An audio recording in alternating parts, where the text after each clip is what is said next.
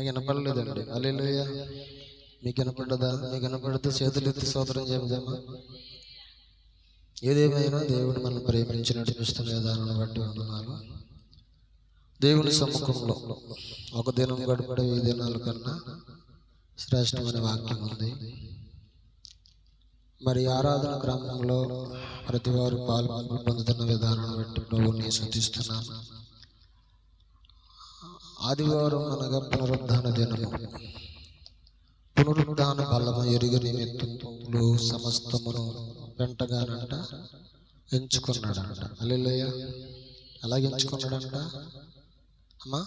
ఫిలిప్పీ పత్రిక 3వ అధ్యాయం 7వ వచనం కానీ చూసినప్పుడు ఆదివారం అనగా పునరుద్ధాన దినము ప్రభువును ఆరాధించటం కొరకు సమస్తమును నష్టముగా ఆయన ఎంచుకున్నాడంట.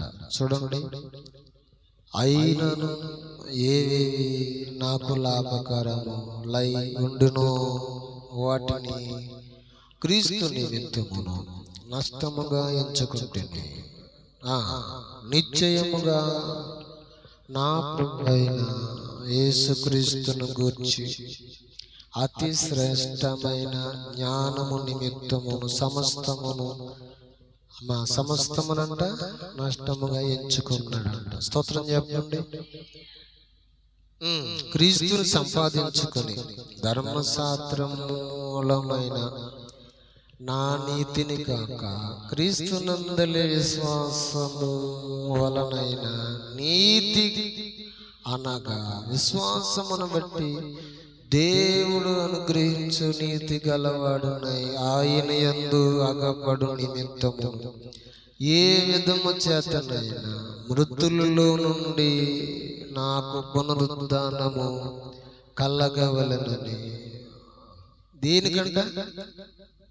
ఆయన పునరుద్ధానము వలన ఆయన మరణములో సమానుభావం గలవాడునై ఆయన పునరుద్ధాన బలము ఎరుగు నిమిత్తము ఆయన శ్రమలలో పాల్పడిన ఇటు ఎరుగు నిమిత్తమును సమస్తమును నష్టము పరుచుకుని వెంటతో స్తోత్రం చెప్పండి. దేని కొరకు?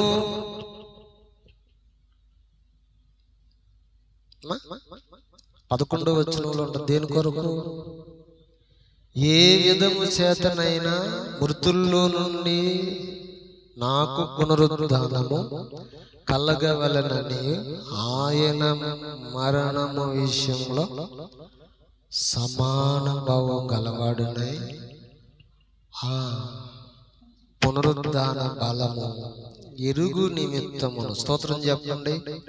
పునరుద్ధానము పునరుద్ధానము పునరుద్ధానము. స్తోత్రం చెప్పండి. ఏవేవి లాభకరములై ఉన్నాము అవన్నీ అంటే ఎలాగించుకున్నాడు ఆయన.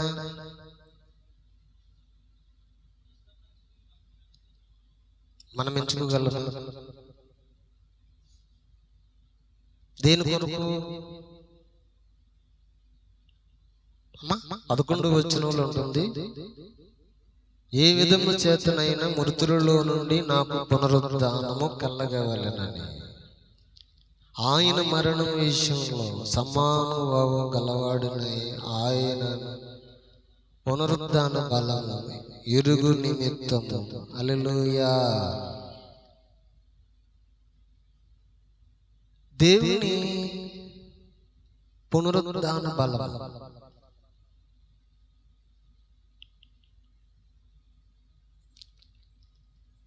ఎరుగు నిమిత్తం అని అంట. ఎవరికి అర్థమవుతుంది? ఆయన పునరుద్ధానములో సమానుభావం గలవారమై ఆయన పునరుద్ధానమందు సమానుభావం గలవారమై మనము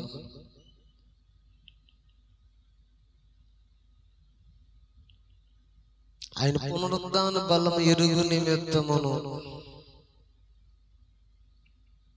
యేసు మృతి పొంది తిరిగి పునరుద్ధానమందు ప్రథమ ఫలముగా లేపబడ్డాడంట ఆయన. హల్లెలూయా. జయించున్నాడు. ఎఫెసీ పత్రికలో మొదటి అధ్యాయంలో ఆ సందర్భాన్ని మనం చూడొచ్చు. ఎఫెసీ పత్రిక మొదటి అధ్యాయంలో మనము ఆ సందర్భాన్ని చూడొచ్చు. మొదటి అధ్యాయంలో మనం చూడొచ్చు 20వ వచనం కానించి ఆ సందర్భాన్ని మనం చూస్తే,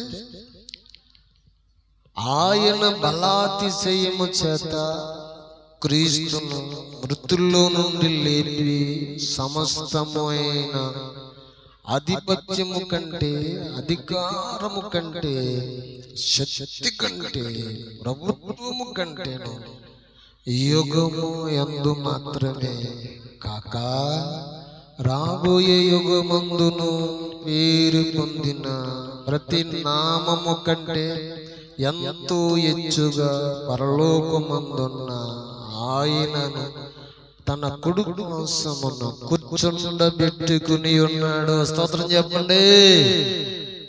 రాయ్ పిల్లలు,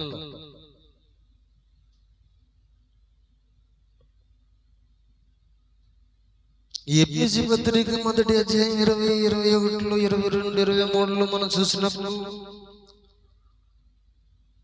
మృతుల్లో లేపి సమస్తమైన ఆధిపత్యము కంటే, అధికారం కంటే, శక్తి కంటే, ప్రభుత్వం కంటే యుగ యుగము యందు మాత్రమేనంట కాక రాబోయే యుగమందునంట పేరు పొందిన ప్రతి నామము కంటే ఎంతోనంటే ఎచ్చగినట్లుగా పరలోకమందు ఆయన తన కుడి పార్శ్వమున కూర్చున్నాడంట. స్తోత్రం చెప్పండి. ఇప్పుడు ఈయన కొరకు పౌలు గారు ఈయన కొరకు ఏమైంది ఎంచుకున్నాడంటే చెప్పండి, సమస్తమును పెంటగా ఎంచుకున్నాడంట. స్తోత్రం చెప్పండి. మనము ఎంచుకోగలమా? మనం ఎంచుకోగలమా? ఆదివారం ఆరాధన అన్నప్పటికి చాలా మందికి అర్థం కాదు. ఆదివారం ఆరాధన అన్నాడు చాలా అర్థం కాదు. ఆ రోజునే పెళ్ళి, ఆ రోజునే ఫంక్షన్, ఆ రోజునే బంధుమిత్రులు, ఆ రోజునే కార్యక్రమాలు, ఆ రోజునే హల్లెలూయా. పనులన్నీ ఒత్తిడిగా ఉంటాయన్నమాట. మనం దేవుణ్ణి నమ్ముకున్నామన్న పేరు మాత్రం ఉండదు మనకి.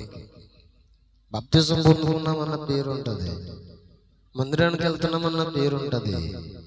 కానీ దేవుని కొరకు మనం ఏం చేయగలుగుతున్నాం? మనం దేవుని కొరకు, దేవుని మందిరం కొరకు, ఆరాధన కొరకు, వాక్యం కొరకు మనం వీటిని మనం విడిచిపెట్టగలుగుతున్నాం? ఒకసారి ఆలోచన చేయాలి. స్తోత్రం చెప్పండి. నిజమే కదా, మనం ఏం చేయగలుగుతున్నాం?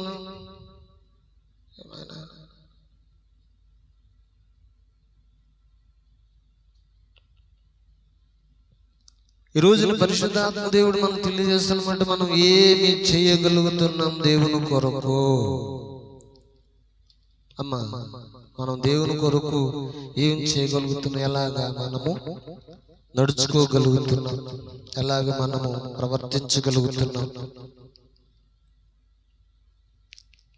సోదరం చెప్పండి. నిజమే, ఎలాగ మనం నడుచుకోగలుగుతున్నాం, ఏం చేయగలుగుతున్నాము, మన స్థితి ఏమిటి అనేది మనము అర్థం చేసుకోవాలి,